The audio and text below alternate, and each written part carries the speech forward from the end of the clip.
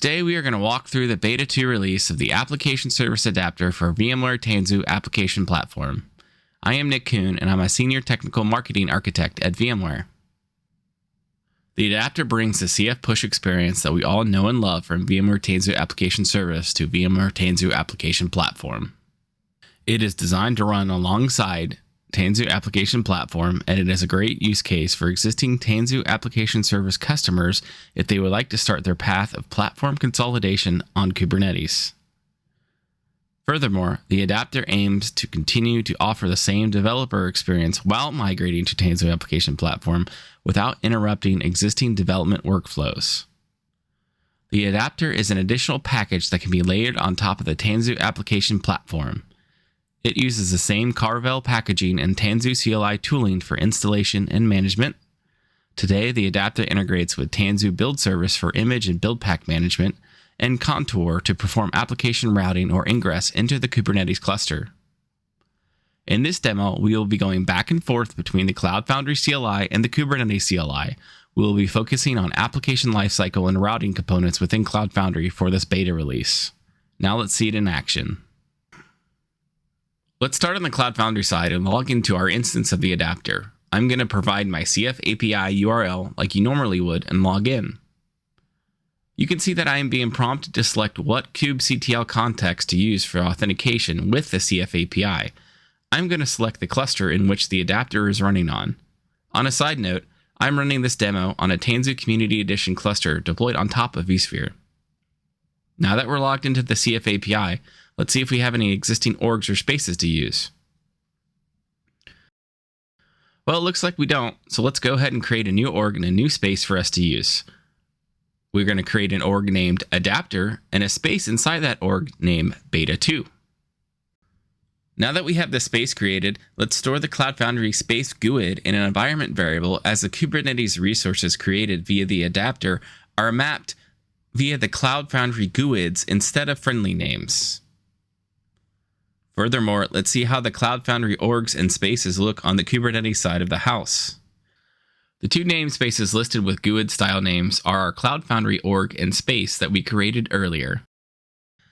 The CF space GUID will match the actual name of the Kubernetes namespace. Let's go ahead and describe a namespace.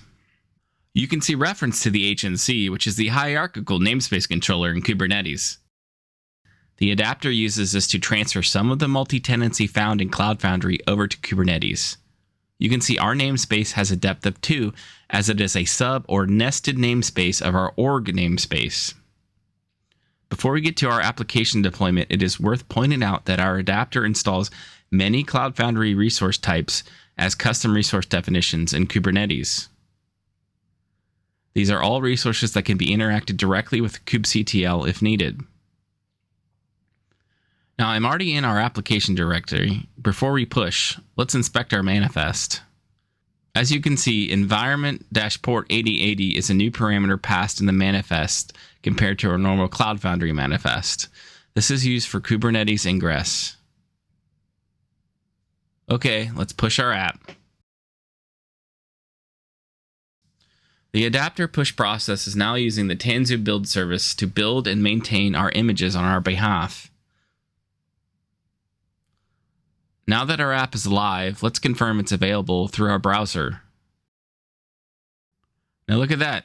We have our application running and deployed via CF Push and the Application Service Adapter running on Kubernetes.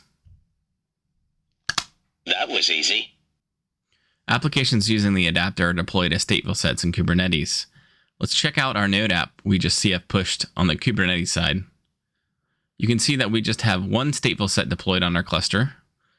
Let's grab the stateful set ID so we can describe the resource and search for the CF application name in the Kubernetes metadata. The metadata matches the application name node we provided via the CF CLI.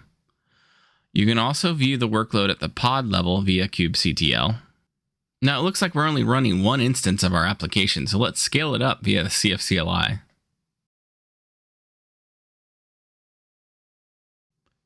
Okay, the application has scaled to 3 instances.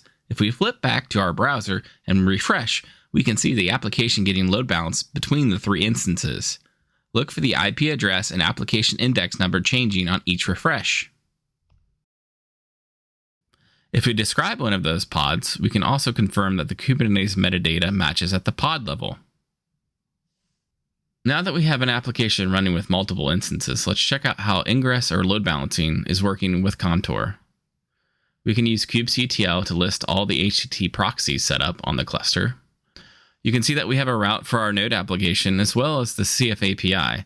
These are both actively being used in this demo. Just to recap, we were able to CF push and scale our applications using the CF CLI. We were able to confirm application functionality and routing, and we were able to explore these resources that were deployed via the application service adapter with kubectl on our Kubernetes cluster. If you'd like more information on the application service adapter for Tanzu Application Platform, please visit tanzu.vmware.com.